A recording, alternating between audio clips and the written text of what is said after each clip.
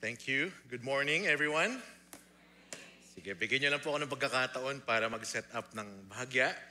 At ako po si Pastor Mike. And medyo kinakabahan ako nung papunta ako dito. Sabi ko, first time ko makabisita sa GCF Batangas.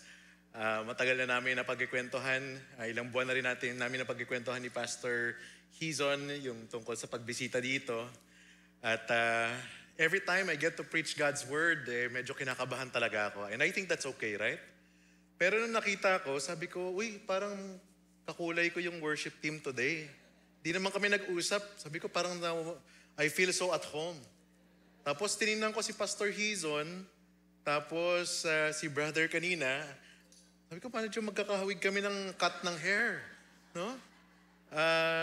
And sabi ko, I feel so at home here. Yan. Di pa ako nagsisimula mag-preach, at home na ako. But seriously, the Kua family has been such an encouragement to me and my wife, and we praise God for them. Pastor Hizon also shares with the pulpit ng GCF South Metro, even actually GCF South Metro Bacoor, where I was assigned for 6 years. Before po ako na-assign doon, si Pastor Hizon has been also helping with the pulpit ministry sa GCF South Metro Bacoor. So muli po, magandang umaga po sa inyo lahat. And it's such a joy to see all of you GCF Batangas family. Good morning. Good morning. Parang mahina, no? Hindi pa tayo nakakapagkape. Good morning. And so on behalf of GCF South Metro and the church's leadership team, led by Pastor Lito Viloria, we extend you greetings of grace and peace in the name of our Lord Jesus Christ. Kamusta naman po kayo? I hope that you are all okay. Kasama na rin po yung mga nag-join sa atin online. Para sa mga online worshipers po natin, I encourage you to just continue to focus on the Lord as we just worship together both on-site and online. Gaya po ng sabi ni Pastor Hizon, ako po si Pastor Mike or PM sa South Metro. Mahilig sila sa mga shortcut, no? PM, PDon, Pilito, no? It's really our joy to join you today sa inyo pong pananambahan dito sa GCF Batangas. Napakaganda po ng inyong worship hall, ng inyong worship center. At nakakatuwa po kung paano kayo ginagamit ng Panginoon bilang asin at liwanag sa bahaging ito ng Pilipinas. And what a joy to hear Pastor Hizon pray for the Philippines. Hindi naman po kaila sa ating lahat kung ano po nagaganap. And hindi ko na pa pupuntahan yon yung topic na yon. But it's an important topic that we need to continue to pray for. Not only today, but in the years to come as we continue to entrust God for a better Philippines. No? And so, it's a privilege for us to herald the Word of God to you today and to be able to have fellowship with you dito po sa GCF Batangas. So, with my new assignment sa GCF South Metro, tawag po sa akin ay Satellite Development Pastor. So, sabi nila, ako daw yung Head of Satellite Development. Kaso nga lang, ako lang din kasi yung staff sa Satellite Development. So, wala po akong i-head. So, Satellite Development Pastor po, no? And I just started just last July. I ended my assignment after 6 years, kami ng wife ko, sa GCF South Metro Bacoor as the resident pastor there. We took a break from ministry and then July, ngayon po, we've been moving from place to place, visiting churches and especially under the family of GCF South Metro, the family of the churches ng GCF South Metro, to strengthen the partnership, establish collaboration, to support one another, and to be an encouragement to one another. Nabanggit ko kay Pastor Hizon kanina, marami na kasing mga mentoring network, leadership development, seminars. One thing that God has put upon our hearts is to create a friendship network among churches. Kailangan natin na magsama-sama tayo, magkakaibigan tayo, magkakapatiran tayo, hindi po ba? Under the name of Jesus Christ. And over the past couple of weeks and months, we've been visiting different church plants. Yung nasa inyong kaliwa, dito po, yung Julianahan Community Church. Actually, sa Nasugbu po ito. It is a church plant that started over the pandemic. Na-lockdown yung pastor doon and then, what did he do? God called him to just reach out the community and lo and behold, there's a church. Sa kabila naman po, kung ito po, yung nasa kaliwa ninyo ay nasa gitna po siya ng isang farm. Sa kabila naman po, nag-start to yung gathering na ito sa coffee shop. Ito naman po yung sa Alfonso. GCF South Metro Alfonso. And I praise God for what God is doing both here and outside of GCF Batangas. And then we've been also taking some time to connect with leaders. Some of the pastors here, sa side na ito, sina Pastor Erwin ng GCF Novali, Pastor Raul ng Santa Rosa, and then Landayan Community Fellowship, si Pastor Johnny. Yung kasama ko naman sa Zoom ay sina Pastor Nicolo ng Crosspoint Cebu or formerly GCF Cebu, and then GCF Iloilo din. No? So purihin natin ang Panginoon for what God is doing all around the Philippines. So praise God. No? And so it is really because Christ is the head of the church. Kaya sa kabila po ng mga balakid, mga challenges, no, the church continues to thrive. The church of the Lord Jesus Christ continues to thrive. And so your beloved pastor, Pastor Hizon, gave me some freedom as to what I'm going to share with you today, something that is very close to my heart. And at the same time, naka-align din po ito sa inyong tema, no, of authentic word. Pakisabi nga yun, authentic word. Ang salita ng Diyos ay totoo. Ang salita ng Diyos ay hindi nagbabago. It is timeless. It is our solid foundation. And so the Lord has led me to Luke chapter 10, verse 38 to 42. At familiar po itong passage na ito. Siguro nakikwento na sa inyo, kung kayo po ay laking Sunday school, narinig nyo na rin po ito. And then at the same time, kahit familiar po ito, it is always very rich. Every time we open scriptures, makikita po natin napakayaman ng salita ng Diyos.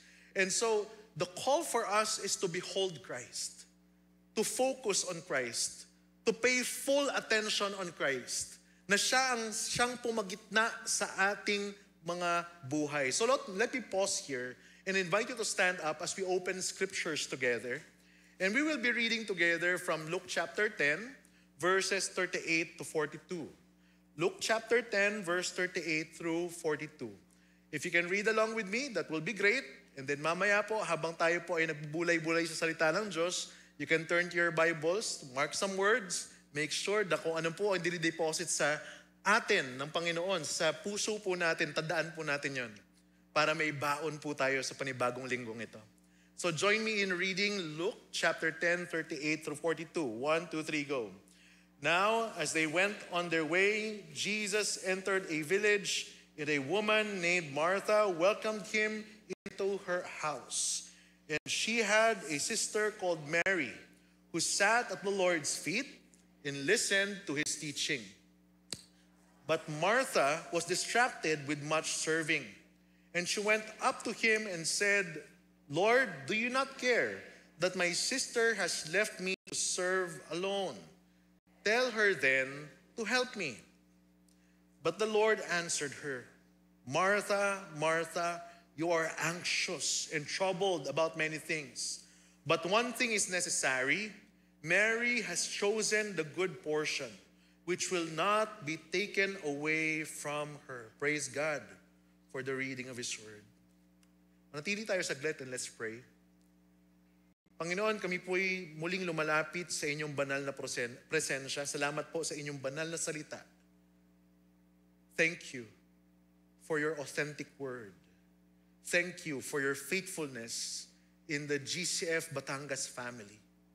Thank you for your presence that we experience day by day through the reality of your word.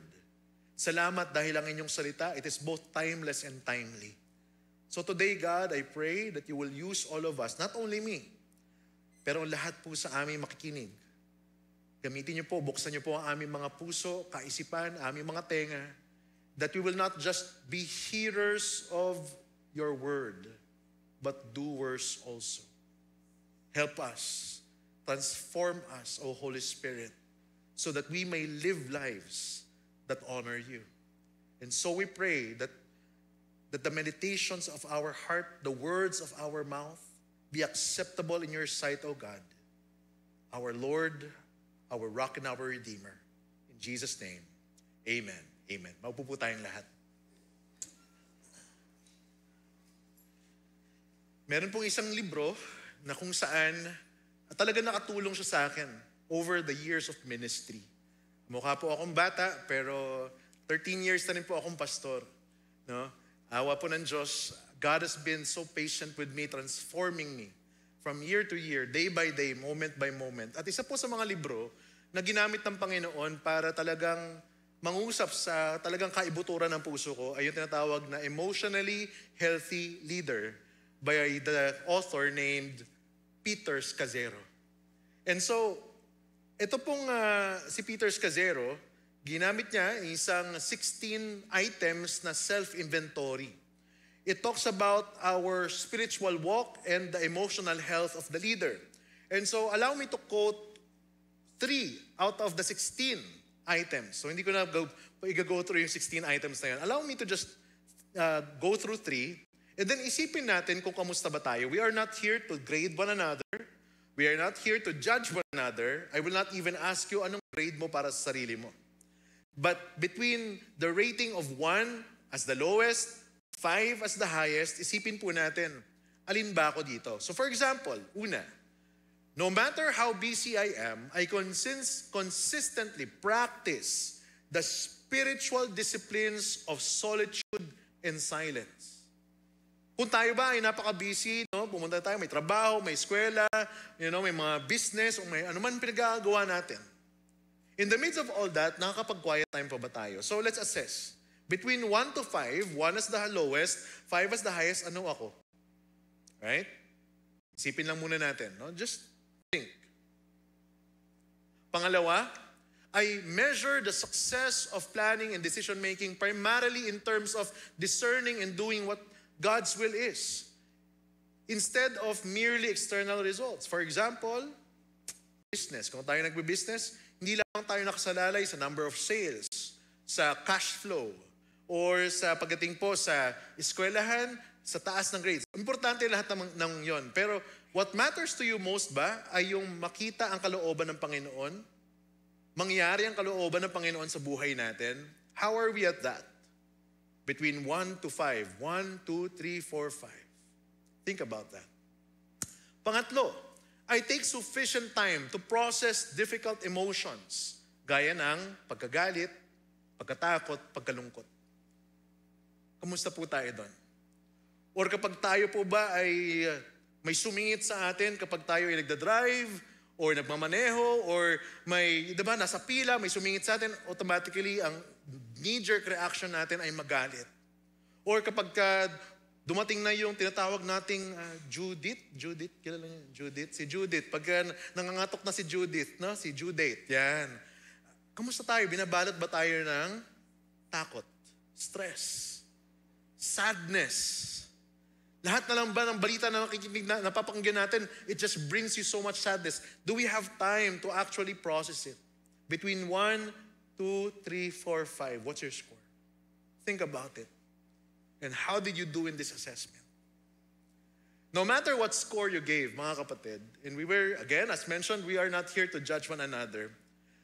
It is a reminder for us na ang mundo po natin, ang tendency ng mundong ito is talaga nga namang lahat dapat nagmamadali. Tama po ba? We are being squeezed into a mode of always being in a hurry. I'm guilty of that. There's always something to be busy about. Naranasan niyo na ba yung mga times na, dapat bakasyon ako, pero yung isip mo, it's all over the place. There's always something to be concerned about. Something that drives you to keep moving. Hindi pwedeng ganito lang. There's always something to be done. And this problem is something that is not alien. Hindi po siya naiiba pagdating po sa time ni Jesus. Sa binasa natin kanina sa verse 38, it resumes the journey of Jesus and His disciples to Jerusalem. Na nagsimula po yan sa chapter 9, verse 57. Si Luke, na nag-report na si Jesus entered an unnamed village. Likely, some would say it's Bethany. We are not yet sure. And it was he was received into the home of 2 sisters. Anong pangalan ng magkapatid na yun? Si Mary at si Martha. So, you are familiar with that. In another gospel, it's also mentioned, si Mary and Martha together with Lazarus. So those two sisters were also mentioned in John chapter 11, John chapter 12. They also bear the names of Martha and Mary, and Martha is also serving. Now, the accounts in Luke and John are similar, pero hindi po siya carbon copy ng bawat isa. Magkaiba po yung emphasis nitong dalawang ito. Yung una, sa John, ang emphasis is more about the Lazarus and yung pag-anoint ni Mary of expensive ointment. Pagdating naman kay Luke, iba rin po. The focus is on the choices that Martha and Mary respectively made and how Jesus responded to each of them. Ito pong very familiar passage sa atin is often quoted to teach us to live either two kinds of life. Minsan po ba ginamit niyo po ba yung ganong klaseng pananaw? It's either you are the Martha kind or the Mary kind of lifestyle. The Martha kind is the busy lifestyle. If you want a contemplative lifestyle, probably you could go for Mary. You know, while it makes more sense, ang prayer ko ngayon is that God would give us fresh eyes. Na makita natin sa salita ng Diyos na makuha natin yung timeless principles na tinuturo sa atin ng Panginoon at maipamuhay natin ito in the most ordinary times of our day. Makita natin yung authentic word na nunuot sa ating mga buhay. Sa ating trabaho, eskwelahan, if you're doing both, di ba? Mga working students, or if you are in the age of retirement, or you are young, makita natin yung authentic word of God being applied into our lives. At the same time, by way of reflection, nawa ang salita ng Diyos ay magsilbing parang full-sized mirror. Full-sized mirror. Ba't ba tayo tumitingin sa salamin? Para makita kung may aayusin ako, di ba? Para titingnan ko kung may kailangan akong i-check, no? Maayos ba yung kwelyo ko? Maayos ba? Pantay ba? No? And so, the Word of God also serves as a full-sized mirror for us to re-evaluate kamusta po ba tayo. Ano yung mga bagay na hindi tama na kailangang itama ng Panginoon? Mga bagay na hindi tuwid na kailangang ituwid ng ating Panginoon. And so, this leads us to three realities that I would love to share with you today based on the passage today. The first reality is this. There is the chronic is hindi tuloy-tuloy lang. Right? The chronic struggle against distractions. Basahin nga natin to. The chronic struggle against distractions. Sabi ng tech team kanina, Pastor, laki ng font nyo, no? Sabi ko, sanay kasi ako mag-preach sa mga seniors. Kasi, tapos, eye doctor pa yung asawa ko. Importante, malinaw ang ating sa ang font, no? The chronic struggle against distractions. Mga kapatid, to be fair with Martha, hindi naman po siya yung kalaban sa storyang ito. No, hindi po siya, minsan pinipintahan natin si Martha na kalaban, di ba? Kalaban to eh. Don't be like Martha, kalaban niya. Buong pangalan ng anak mo na Martha. Mary lang. Di ba? Hindi ganun. Right? I would even humbly propose that according to their culture, Martha was doing well. Why? Because hospitality, gaya po ng GCF Batangas, gaya po ng mga Pinoy, very hospitable po. No? Hospitality is something deep within the culture of the Jews. And so, she was doing her best actually. It was something that is acceptable, something that could be applauded, something that we need to praise for. Perhaps Martha was even getting ready para maiayos. Siguro maghanda ako ng masarap na pagkain para kay Jesus. Di ba? Ganun ang Pinoy. Usually, yung mga hindi mo piniprepare on a usual day, ihahanda mo kapag ka may special guest. Right? So, mataas po yung expectation ko mamaya. Hindi, joke lang. Biro lang po yun. Sabi ko, Jollibee, okay na ako. Jollibee, okay na ako. No? Biro po yun. Biro lang po yun. Bakit di na ako pabalikin ni Pastor Hizon dito? Right? But Jesus here, particularly, sabi dun, the text says, Martha welcomed him into her house.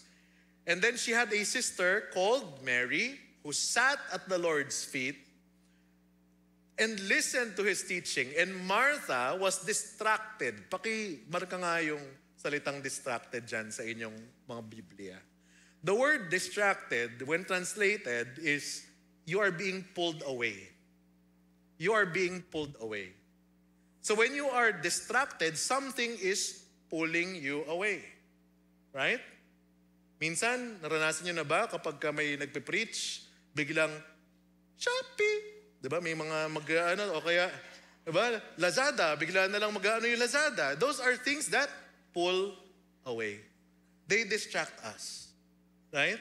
And so, with much serving, sabi niya, you are being pulled away with much serving. And she went up to him and said, Lord, do you not care that my sister has left me to serve alone?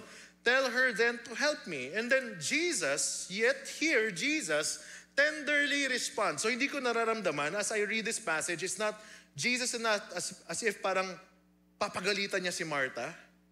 It's a very tender response to this very helpful Martha because he understands yung pagiging normalized, ng pagiging busy ng isang tao. That's the thing with us today, even today. If you are not busy, then you should not be successful, right? If you are not busy, then, ano pang ginagawa mo sa buhay natin? That is something that we have normalized. And later we will expound on that further. But I want you to take note of what Jesus had to say to Martha. Martha, Martha. Kapag inulit po ang salita, importante. It's a very loving, I would say, it's a very loving thing for Jesus to say. It could be a loving rebuke, if I may say. Martha, Martha, you are anxious. You are troubled about many things. You are anxious and troubled. You are worried. You are preoccupied. Many things are pulling you away. Martha, Martha. Mike, Grace, Yang. John, Boyet. Ano pa bang pangalan natin? Lorna, etc. You are anxious and troubled about many things. One of the books that have also helped me about this constant hurry is the book by Phil Anderson, which is Running on Empty. Sabi niya, one of my most grave concerns is that the church has joined forces with the world. In what? In a conspiracy of noise, busyness, hurry. And what's the outcome? The outcome is that we are distracted. We are being pulled away from a life of what? Intimacy with God and with one another. Most churches are frighteningly busy places. I praise God. Ate Grace was sharing earlier during breakfast, spending time with first-timers. That is nice. To just slow down and be with those joining you for the first time in church. Many times, churches can be frighteningly busy places. Hi, hello, okay, see you next Sunday. Right? Sagit lang, may kausap ako. Right? If for those who are joining us online, siguro by now, naghahanda na kayo ng sinasaing nyo. Right? Diba? Guilty tayo ng mga nag-online. Diba? Minsan pinagkasabay natin yung sermon, tapos saing. Right? And then you call it holy rice. Holy rice. Right? Lord, the rice heard the sermon. Praise be to God. Right? And so it is so busy, offering little, if any, encouragement to adhere to God's counsel. Be still and know that I am God. Cease striving and know that I am God. So, let me ask you this question. Have we normalized? Have we accepted it as normal? Na parang, lagi na akong anxious, lagi akong worried, lagi akong natatakot. And all the list of concerns could be laid out. Have we normalized it in such a way na, ganyan talagang buhay? To the point that we are being pulled away from a life of intimacy with God and with one another. What are the things that are pulling us away from a focused attention, a deep loving affection with Jesus? As I reflect on this further, mga kapatid, I realized it's not simply the absence of activity that makes us focused. Minsan, ranasan nyo na ba yun? Wala kayong ginagawa, pero your mind is just so worried and overwhelmed. And then at the end of the day, pagod na pagod po tayo. But what we need is a deliberate intentionality to set our full attention to the King of Kings and the Lord of Lords. To set full attention on who and what is truly important. Because if we say something that is important, someone is important, then we make time for it, correct?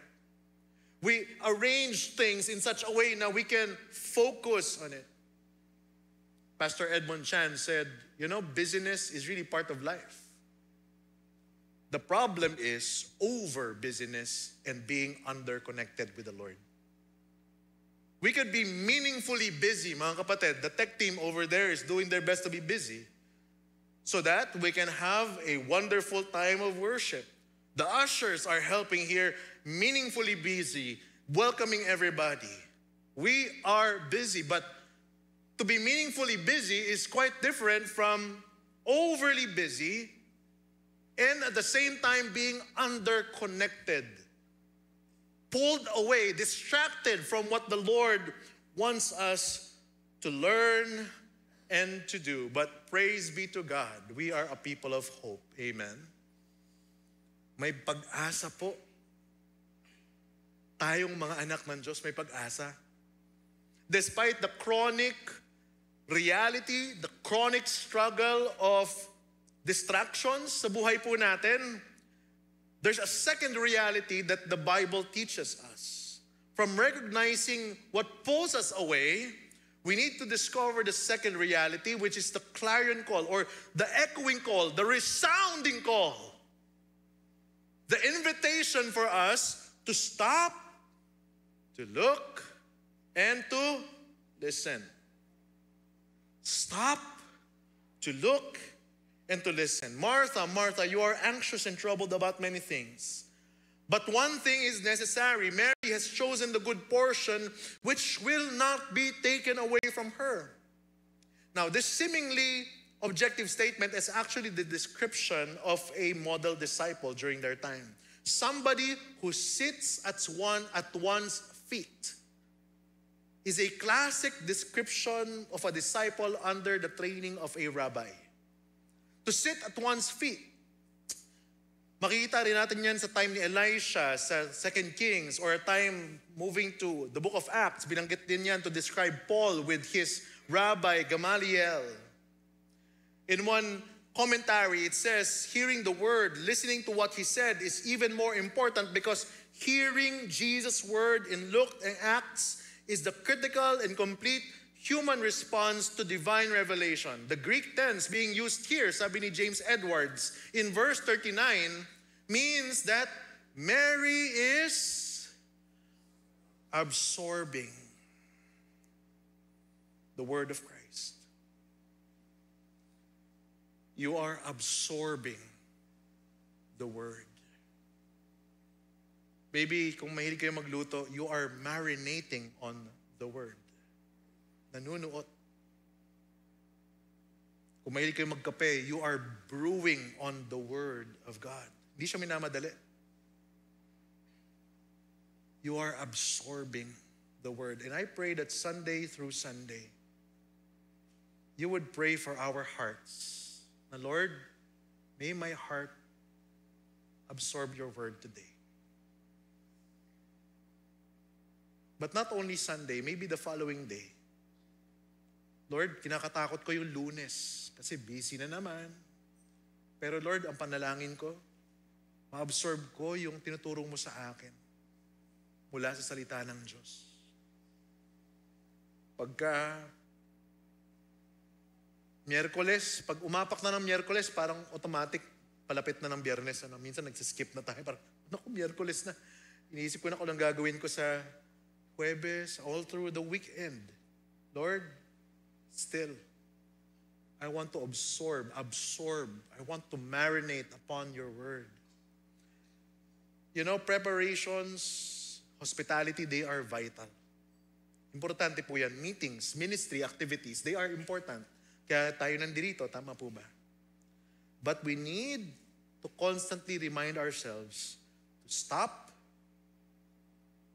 to look into our hearts, set our eyes upon Jesus, look to Christ, and to listen to His Word.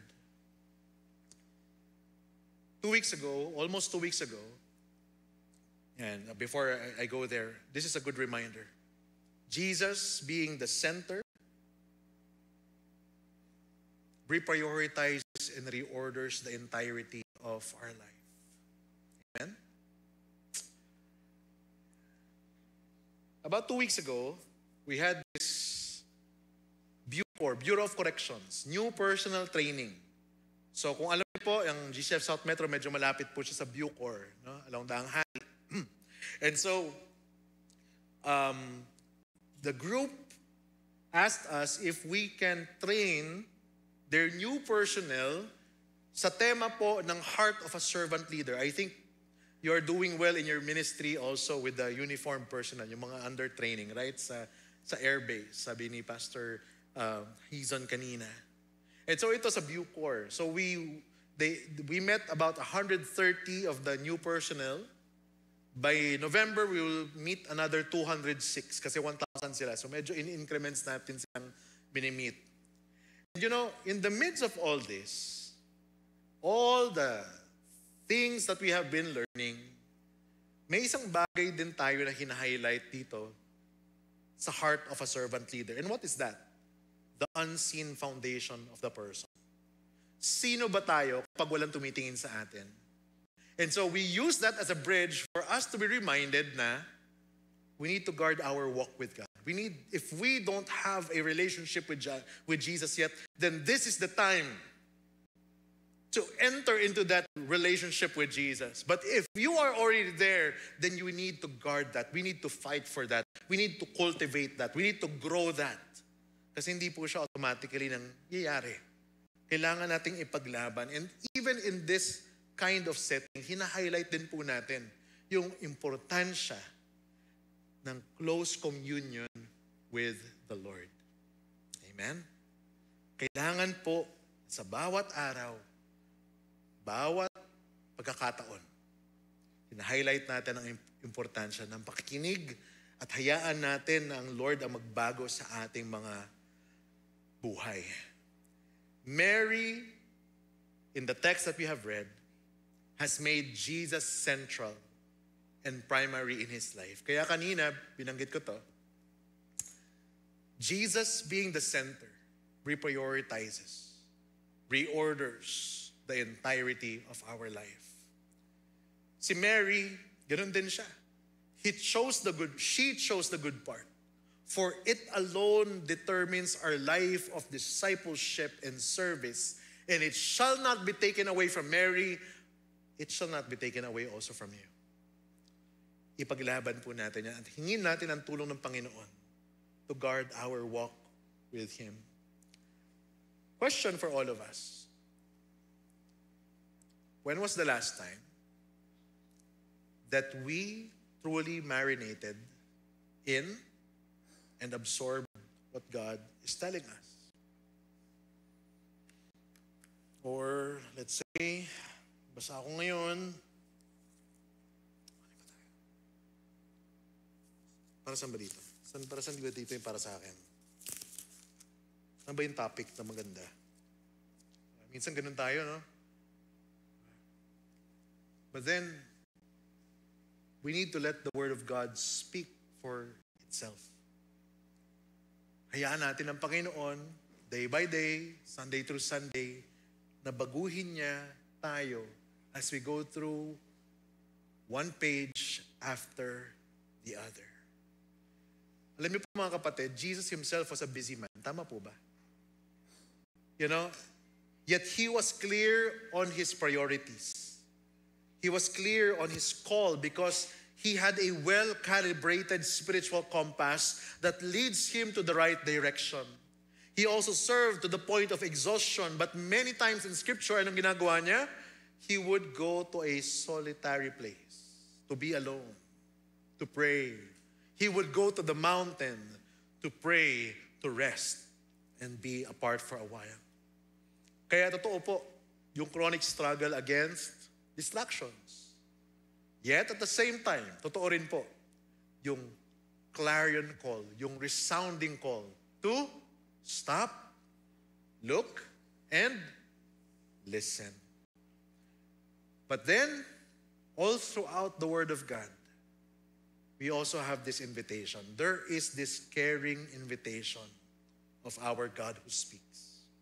Hindi siya direktang binabanggit dito sa passage, but I believe with all of my heart that the authentic Word of God reminds us that we have a God who speaks. That's why we have the Word.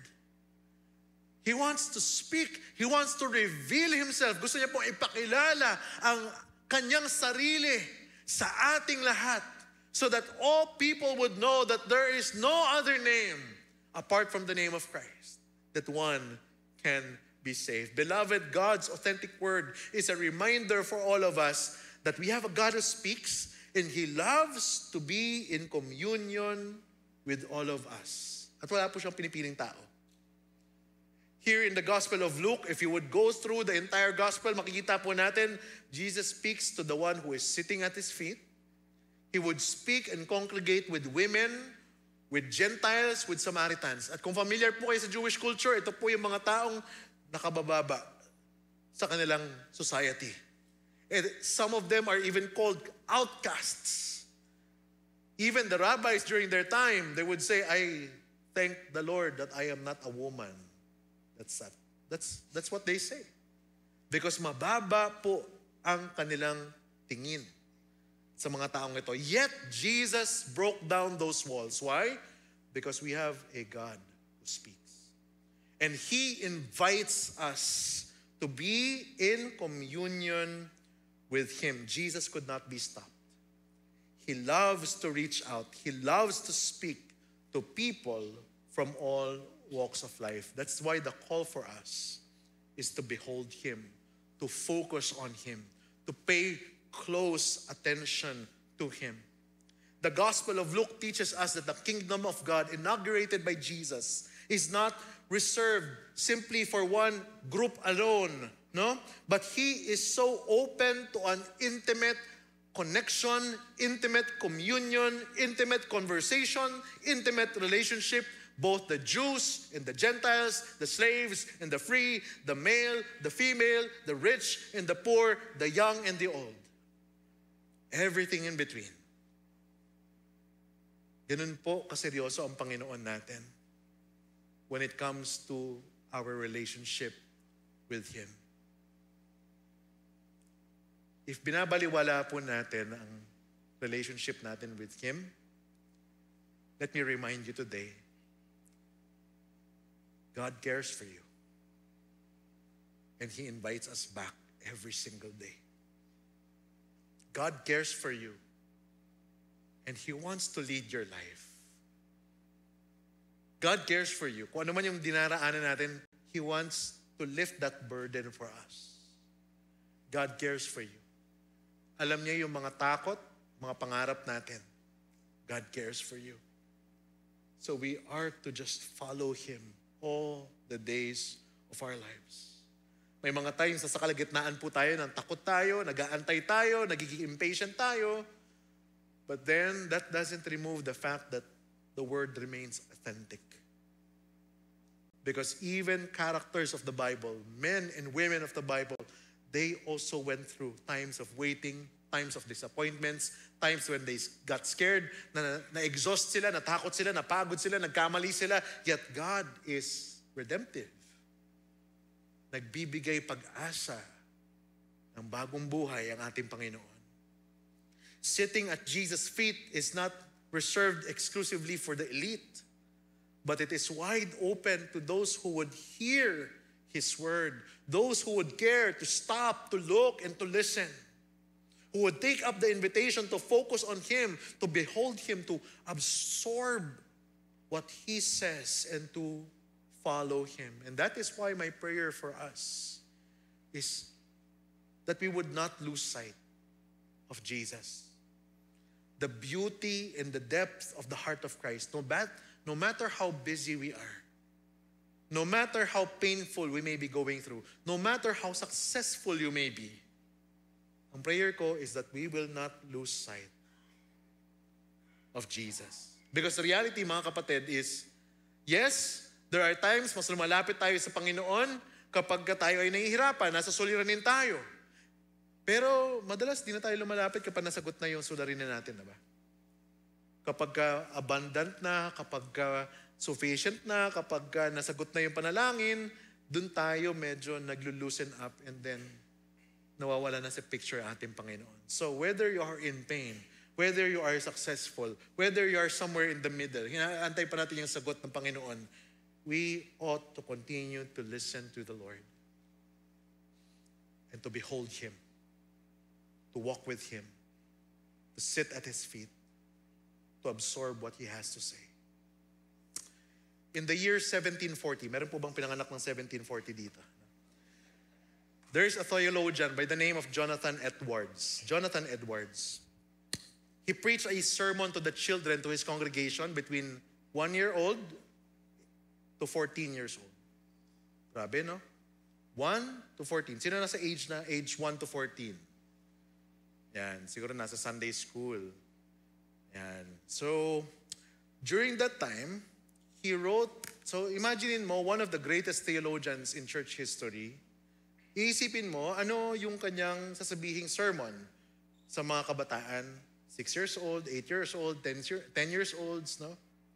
And so, within his notes, 12 small notes, ang title ng kanyang sermon is To the Children of August 1740. What would you expect him to say?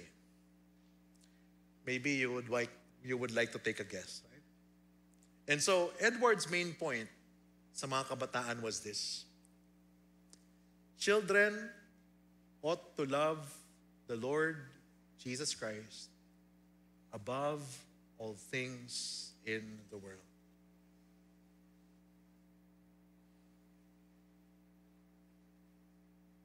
The next question is, I think this applies to all of us. Children, adults, ought to love the Lord Jesus Christ above all things in the world. So, to all the young and the old listening to my voice today, watching this live stream video, watching this on demand, my question for us: who or what do we love above all things in this world? Is it truly the Lord Jesus Christ? Who or what do we love about all things in this world? Is it really our Lord Jesus Christ?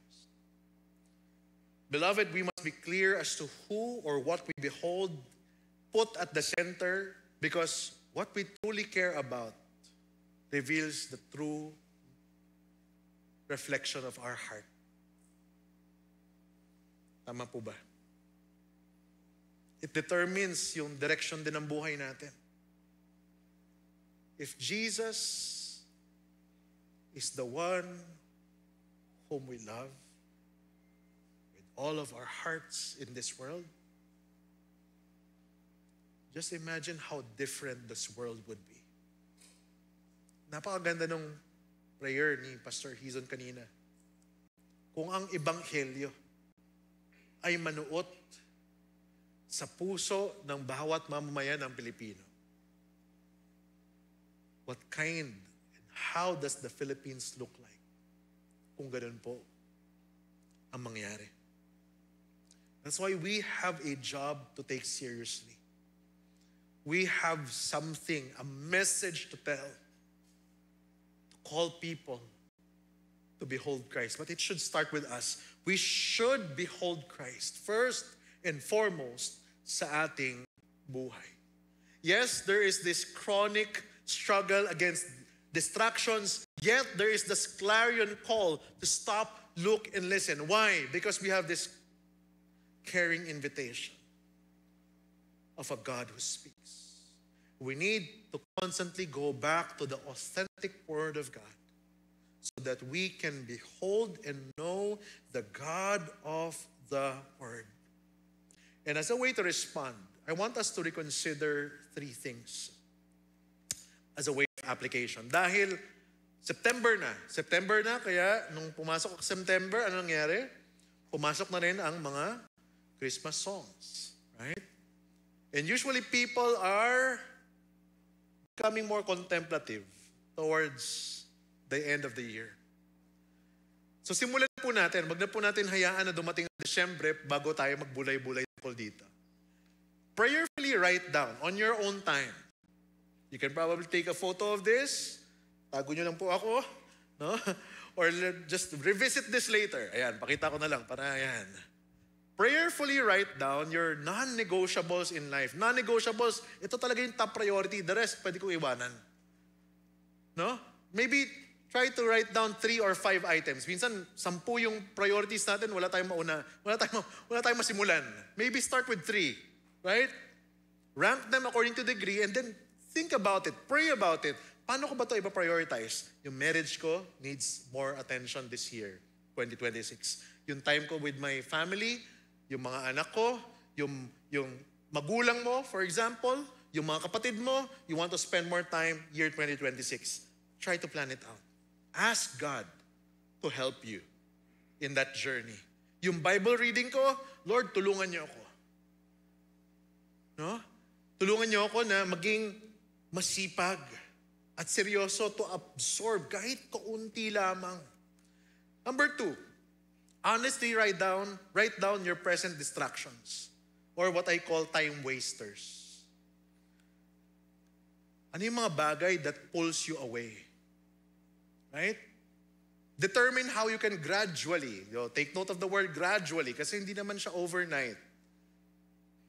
How we can overcome them little by little and appropriately place the needed accountability structures. For example, sabihan mo yung tatay mo, sabihan mo yung nanay mo, sabihan mo yung kapatid mo, tulungan mo ako dito. Ikaw yung distraction ko. Hindi, joke lang. Hindi, biro lang yan. Tulungan mo ako. I give you permission to check on me every now and then kung kamusta ako dito, kung nagpo-progress ba ako. Right? You can you can ask somebody, a growth group leader, right? Or a mentor, a friend, your pastors. Pastor, gusto kong mas mag-improve sa Bible reading ko. You know, almost every Friday, I meet with just 3 men. Nagagawa lang namin, nag-aaral lang kami ng Bible. Particularly, nag-aaral kami kung paano mag-aral ng Bible. Okay ba yun, di ba? So, mag-aaral kami, tapos magpa-practice kami, ano yung nakuha mo, so that they can apply it in their families. So, nagtutulungan kami. And then, every now and then, I ask them, every start of the meeting, ano natutunan mo mula kay Lord the past week? Siguro, after this message or after last Sunday, you can ask yourselves, ano natutunan ko last Sunday? Ano natutunan ko this Sunday? You can talk about it over a meal. Diba? Para nangyayari, yung salita ng Diyos, patuloy siyang nanunuot sa ating mga conversations. Hindi lang siya parang Sunday habit lang. Right? It becomes part and parcel of your regular day. And then finally, practice the habit of stopping, looking, listening for at least 15 minutes. Siguro, Pastor, gusto ko kasi mag-aral ng Bible 1 hour agad. Kung hindi natin magagawa ang 15 minutes, can I expect you to do 1 hour? Malinaw ba tayo doon? Start small. Start small. Pakisabi nga yun, start small. Yan. Pero may pangalawa yan. Build deep. Build deep.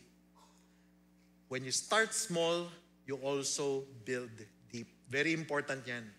You start small, 15 minutes. Kung hindi kaya pa ng 15, start with 10.